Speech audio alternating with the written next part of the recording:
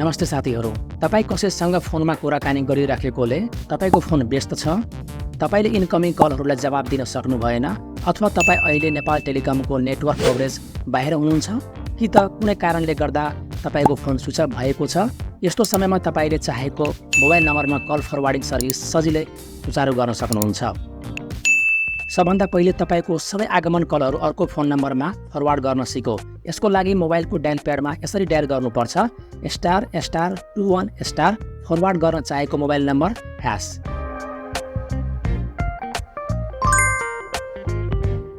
अब डिएक्टिभेट गर्नको लागि यसरी डायल गर्नुपर्छ ##21#।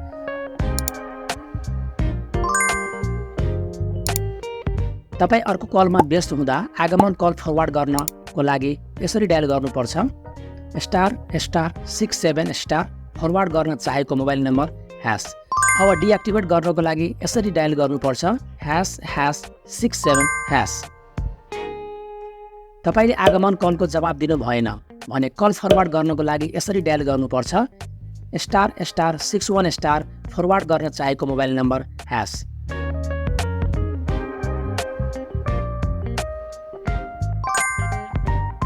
अब डिएक्टिभेट गर्नको लागि यसरी डायल गर्नुपर्छ ##61#।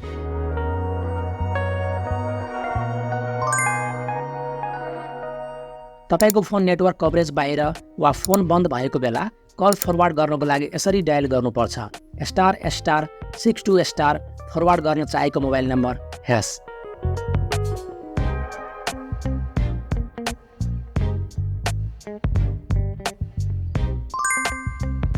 अब डिएक्टिभेट गर्नको लागि यसरी डायल गर्नुपर्छ ##62#।